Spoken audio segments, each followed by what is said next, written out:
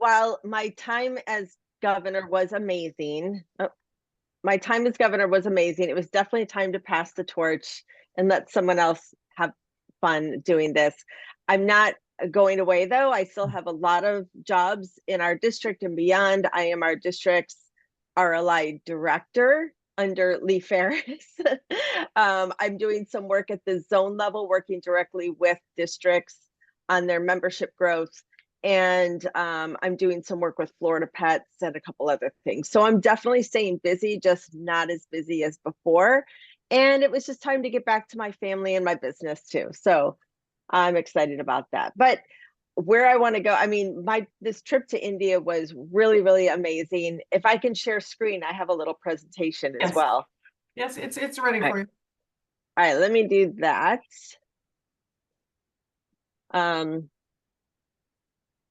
Okay, so can you all see my screen? Yes, perfect. Let me move you though. I've got to move you out of the way. So last year I was at our zone summit in the Bahamas, and our zone, we're in zones 33, we're in zone 34. So zone 33 and 34 get together every year for training for governors and emerging leaders. And I was in Naples, and they had a booth in their House of Friendship on this polio experience. And our international convention was in Singapore this year, and we had just gone to Australia last June, which was a big trip. When you're going to the complete opposite side of the planet, it takes so much out of you. It takes a lot of time, it's a lot of money. And so I came back to my hotel room and I told my husband, I don't think I want to go to Singapore because we've already been that far. I think I'd rather go to India instead. And he said, can I go too? And which is always the best response. So we decided to do something very impactful for Rotary, and we went on this polio experience. Now, typically Rotary, different groups have what's called NID trips, or National Immunization Day trips. And what happens is in India, they vaccinate 98% of all unvaccinated children on one day. So every child across the country that has not been vaccinated pretty much gets vaccinated one day. They do those trips like in the late spring and fall, and it's just too hot in India to go that time of year. So the group that I went with wasn't part of a National Immunization Day trip, but we did do it as a polio experience trip. But if you know Rolo Quadrado from our district, he is our RILA chair, and he and his wife went with us too. So he and I have done this presentation together. And he said it best, that the polio was almost like a bait and switch for us to go on this trip, because we thought it would be all about polio, but bait and switch in a good way, because we learned so much more. And this trip really opened my eyes to the work that Rotarians do around the world, but also what happens with those donations that you make to the Rotary Foundation and how they translate to polio and to other projects and global grant projects. And it really opened my husband's eyes too, because he's not a Rotarian. So he kind of drank the Kool-Aid a little bit on this trip. So I'll tell you a little bit about some of the stuff we did and saw in India. It was just amazing. This was our group. Our first stop was to the Rotary International headquarters for the South Asia office. And this office right here in Delhi handles all the transactions that happen for the whole Asia region. And it's a small office of maybe 30 or 40 people.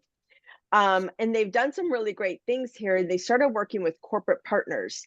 It's a model that we can take here too, because they went out to local corporations and said, listen, you've got the money, we've got the people. If you're trying to, do good with your organization, give us some dollars and we'll do some volunteers and we'll do some grant projects together.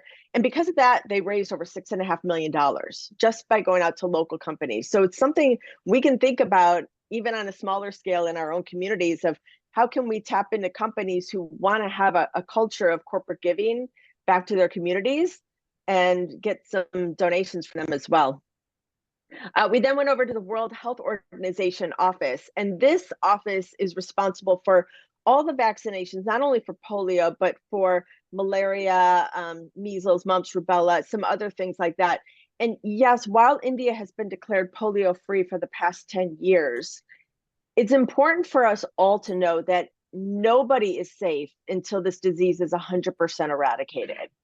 And northern India especially is right over the border from Pakistan and Afghanistan. And that's where there's still cases popping up in very remote regions. And the reason why it's taken so long for those countries to come on board is two reasons. One, the areas where we're still seeing pockets of polio outbreaks are really remote. It's very difficult to get to them because they're in valleys of mountains. So that's the first challenge, is how to get to them. The second challenge is, for a very long time, the Muslim community did not,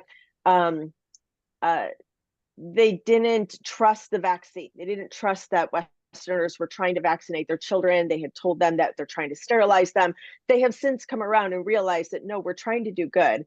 So last year, we only had 12 cases worldwide. I mean, if you think about that, that's amazing that we've gone from millions of cases to 12 cases. And Rotary did that. But until we are 100% polio free, no child is safe. So India will continue to do these vaccinations and monitor this right out of this World Health Organization office. Really astounding work. We then went on to St. Stephen's Hospital, and this is amazing because this is the hospital that really has perfected polio corrective surgeries. So what happens when you get polio is it affects the thigh muscle, and the thigh muscle doesn't continue to grow. So that's why the leg atrophies and they cannot use their legs. This is a real example of what this looks like. These are polio survivors. You know, they didn't die from polio, but it has really affected their legs. So this man here, Dr. Matthew Varghese, he is the pioneer in polio corrective surgeries. I mean, if you Google him, he's all over Time Magazine and everything. And we were so honored to spend the day with him, showing us his ward that he does. He also does club foot surgeries as well. And he is a polio survivor. But what's remarkable is they still make all of their casts by hand. And when I saw them making plaster casts, like we did as kids in art class, you know, making paper mache into plaster casts, I thought this is a great global grant project to get them a 3D printer. Because can you imagine how many people they could help and how much faster if they had just a 3D printer? So it's a project I'm going to be working on the next couple of years. But this little boy here on the left, he was being fitted for his casts. And the gentleman on the right, we spent some time with him and his wife. He's 35, and he had heard about some of the polio corrective surgeries he could have, but he would never be able to fully straighten his leg. And the challenge with that is, in India, the toilets that they have there are literally holes in the ground. They have to be able to squat to go to the bathroom all the way down. And he would never be able to do that. So he's a young guy, just married, you know. He said, I will wait until I can have Dr. Varghese do the surgery because he will make sure that I can fully straighten my leg. So this picture here in the middle is a weight, and it's on a pulley, and it's kind of hard to see, but this weight is slowly stretching his leg. And this gentleman has been laying here in this bed with this weight for 4 months. And he said he would wait as long as it took, but every day it just pulls it a little bit more. So for 4 months, he's been having this pulley try to straighten his leg. It's really remarkable. I mean, this is how desperate these people are. So these are more, you know, polio patients in this hospital. So Dr. Varghese was truly a superhero. So I made sure he had one of our special superhero pins. We then went on to do polio vaccines, and we were staying in Delhi. And one thing that really surprised me about India is just the absolute poverty. And if you can see, it looks really hazy in all these pictures. That is pollution. It's just, you know, air pollution. I mean, it's very smoggy and dense, and there's just so much traffic and dirt, and it's very overwhelming. But it's truly the most beautiful place and most beautiful people I've ever seen. But when we left our hotel to come do these, it was about a 20-minute drive that took us 2 hours, because that's the traffic in India. So when we got there, all of these women and their children had been waiting for us for 2 hours, just sitting outside, and it was wintertime, so it was cold, just waiting for us to come and vaccinate their babies for polio. So they were really, it was just so gracious to see them sitting there waiting. But the polio vaccine, it's really simple. It comes in this little vial and it's just 2 drops. It's just an oral vaccine, 2 little drops in the baby's mouth, and that's it. They're fine forever. So the challenge is not the cost of the vaccine or the availability of the vaccine. We just want to make sure that we're vaccinating as many people as we can get to. So these free clinics are set up to do these types of vaccines. And this picture on the right, we vaccinate children under 5. And this is how they can tell if a child is under 5. And if you have little kids, ask them to do this. If you could put your hand over your ear, over your head, and touch your ear, you're over 5. If you can't, you're under 5. Who knew, right? This is our system. So now I need little kids to come and verify this for me. So the little girl on the left obviously is under 5 years old, so she would get the vaccine. And here we are I gave the first vaccines of the day. These are just some of the families that we vaccinated the children. And then we mark their pinky with a purple marker so that all these little kids are running around. We check their pinkies, like if you've already gotten it or not. That's how they can tell if the child has gotten the vaccine and you've heard of the Purple Pinky Project. So that's it. We literally colored their pinkies with a purple marker. And this is me and my husband and just some of the babies that we had vaccinated that day. Okay, there we go. We did do a couple touristy things. We did go on to see the Taj Mahal, which was amazing. It's one of the 7 wonders of the world. And yeah, it was beautiful. I thought the Red Fort was actually prettier. It was much bigger structure, but we did do some touristy stuff. So I have to throw that in. But I want to tell you about another project we did, and this is Dr. Nishal Pandey. And Dr. Pandey was, when he was a child, his house had no electricity, no floor, dirt floor. That's very common in people in India.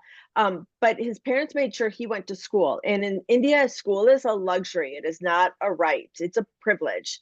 But his parents wanted to make sure he went to school.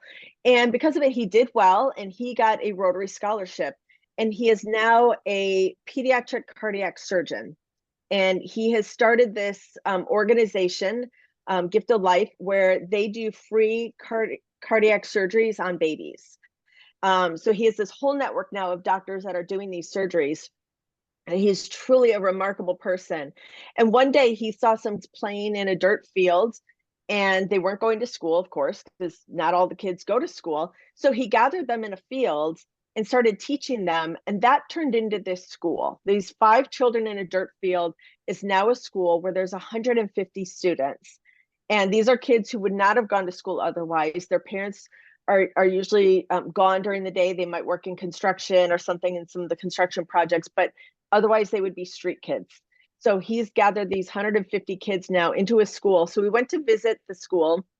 It's called the Bhagat NGO School, and it's all sponsored by Rotary. The kids all wear Rotary shirts.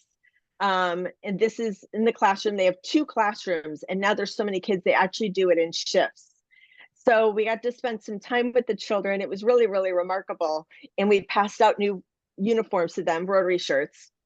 But this little boy here on the left, when we pulled up, this is like a Rotary moment for me. We're in like a big tourist bus, right? So we really stand out. And all these Westerners get off the bus. And this is the first time they've seen people that look like us.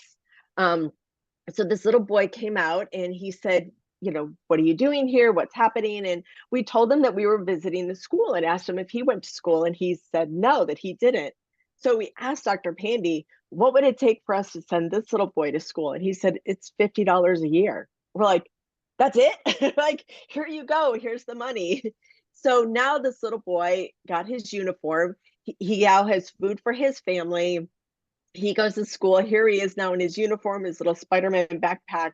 And in that one moment, this little boy can lift his whole family out of poverty. It's just truly amazing. This is like a Rotary moment that always chokes me up. But these are the kinds of things that happened while we were there in India. So these are some of the students, and now he has a big bag of oranges. So cute. Then on the opposite extreme, we went to see the G.D. Goenka University, and this is a prep school for kids, pre-K through university. And in India, they're really taught to give back to those in need. So the students at this university, which is a very, these are very wealthy students, these are very bright students, they give back to the Bhagat NGO school, and they go and tutor those students. So it really comes full circle. We met with the Interact students at this school, and these are the brightest kids, and they're all going to Ivy League schools in the US after this to study engineering and medicine, and really, really smart kids. So it's really nice to see that they give back, and it comes full circle there in India. We then went on to Kolkata, and this is probably the cleanest place we went to, if you can believe it, from these pictures. So we, a lot of places, a lot of poverty, but they live in these little villages. So we walked through these streets to go do more polio vaccines. We met up with past Rotary International President Shaker Mehta, and he spent a couple of days with us doing vaccines there as well, and showing us some of the other projects that they do. One of them is this Rotary Club of Mahanagar Eye Clinic. And this Rotary Club, it's actually Shaker Mehta's Rotary Club. They've set up this clinic where they do cataract surgeries, and they will even bus patients out there. As big of a country as it is, and as many people as they have, you would think there'd be like medical facilities on every corner, and there just isn't. And people don't have a way to get to the doctors either. So this project with the Mahanagar Rotary Club of Mahanagar and Rotary Club of Calcutta, they've set up this clinic. They do these free surgeries, and they have a bus. Our district has contributed to the global grant project that they have to do this. So your Rotary dollars are now helping give these eye surgeries as well here. So that was a really great project that we saw. Uh-oh, my computer's got something popping up here. Here we go. So these are some of the patients and the doctors there at the eye clinic. Oops. When it was over, we had told the people in the village, we gave them a piece of paper and said, just come by this eye clinic and we have a little present for you. So Cadbury chocolates had given us cases of chocolates to pass out. These people didn't even know what they were showing up for, but they all got a big box of chocolates, which was really sweet. I love the look on this lady's face. I mean, who isn't happy when they get a giant box of chocolates, right? So this was our group at the eye clinic. We then went on to another project that this Rotary Club does, is the dialysis center. So I lost my mother to kidney failure, and I know that she was on dialysis, and I had to take her to dialysis 3 times a week for like 6 hours a day. I mean, luckily she had us to drive her, and it was right around the corner from our house. It's not always the case here in India. So they have set up this dialysis center to offer free dialysis to patients. And again, they bus them to this center. So we got to visit with some of those patients, which was really remarkable. And then we went on to Healing Little Hearts. And these are the cardiac surgeries that Dr. Pandy and his team does. And we got to visit with some of these little patients. This little baby on the left, she's 10 days old, and she had just had her heart surgery that day. So, I mean, can you imagine? Now we have patients that come to this clinic from all over the world. It only costs $2,500 to pay for a baby's heart surgery. Our district gave $10,000 this year in global grant funds and district designated funds to this. So you guys should know that 4 babies are getting their heart surgeries thanks to you. We then met with the Rotary Club of Dhanbad. And Dhanbad is a region in northern India, and we all stayed with them at their homes. This little Rotary Club shows you, small but mighty. The things that they do here is just astounding. One is they created their own blood donation mobile. So they drive around and they do blood donations, and the whole Rotary Club had given blood in our name that day. We dedicated 180 of these traffic barriers, because India and all their highways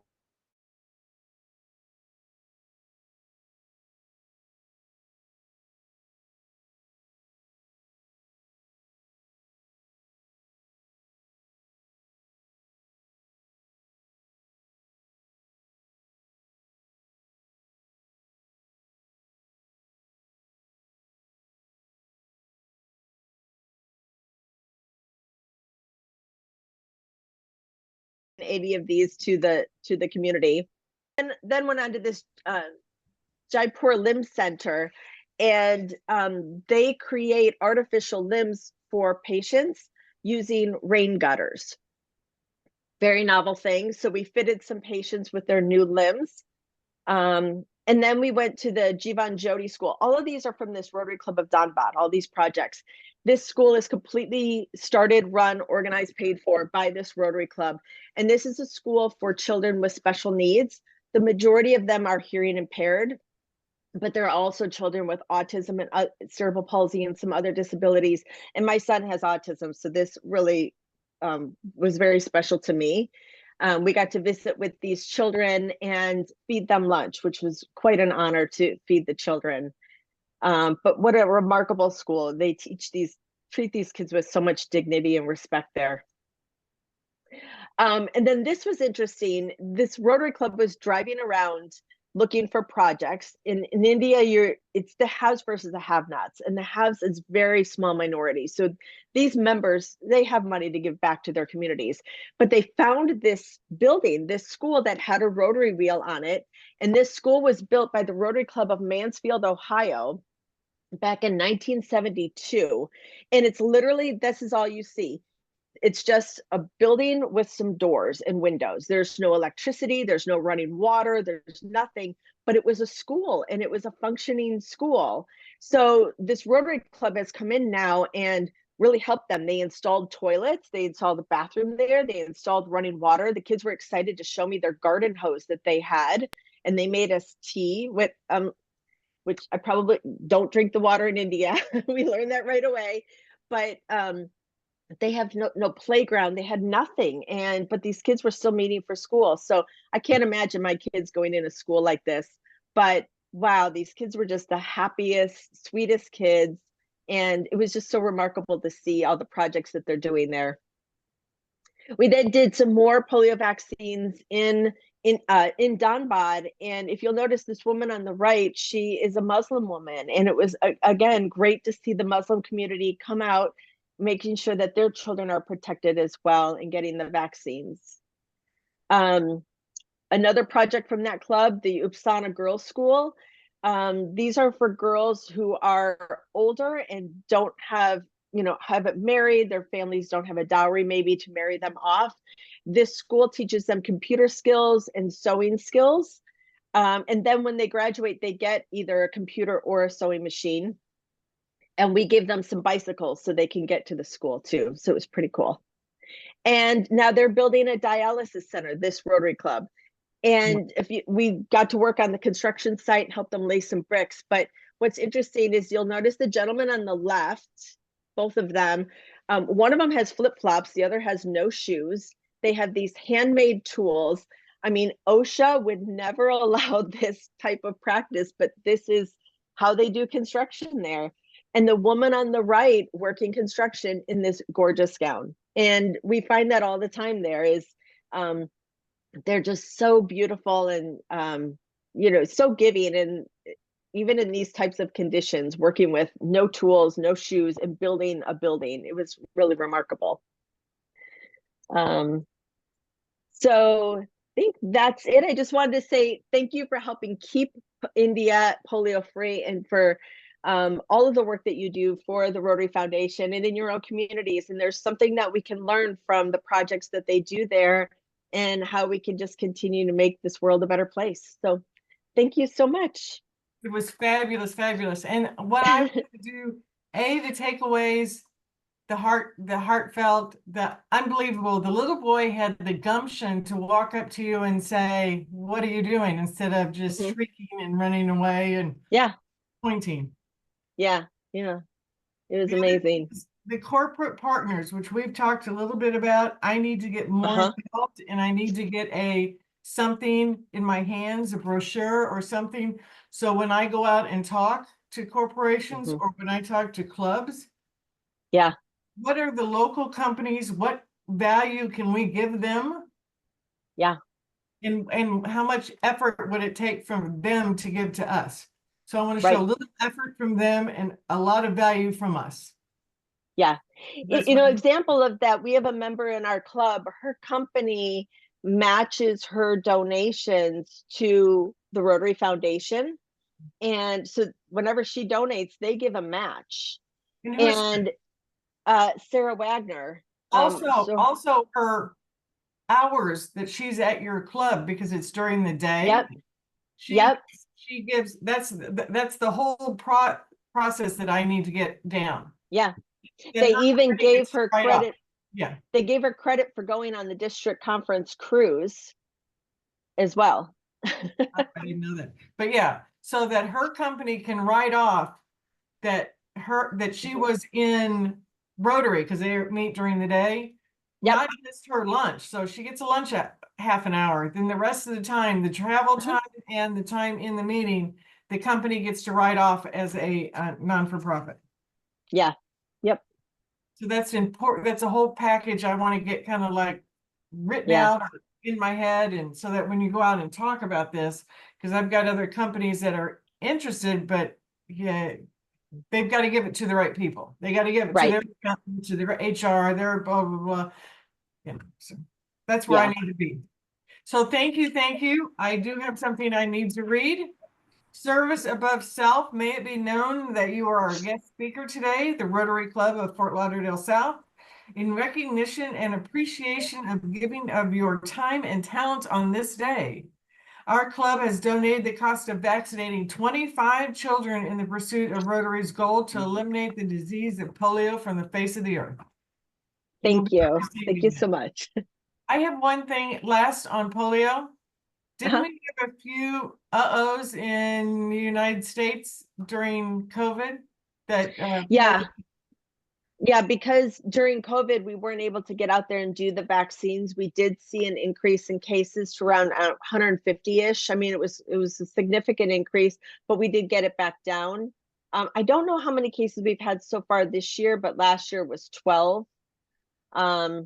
So we have to go 3 years with no cases declared polio-free. And when we do, it'll only be the first time in history that a private organization has eradicated a disease.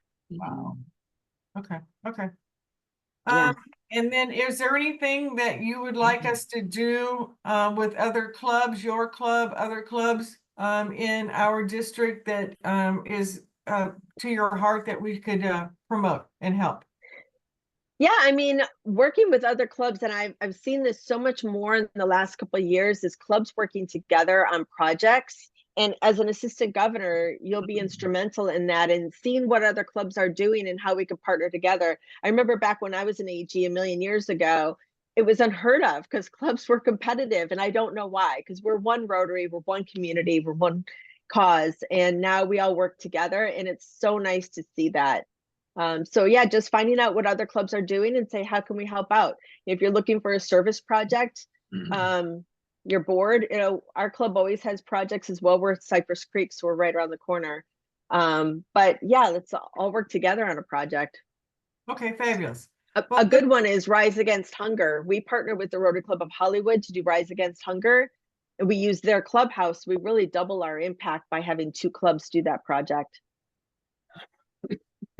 Perfect. That's an easy club to get to too. Yeah. Okay, let's do the 4-way test because Barbara has to get to work. Okay, for the think, say, and do first, is it the truth? Truth. Second, Fair to all concerned. Is it fair to all concerned? Third, will it build goodwill? Build goodwill and better friendships. Fourth, will it be beneficial? Will it be beneficial to all concerned?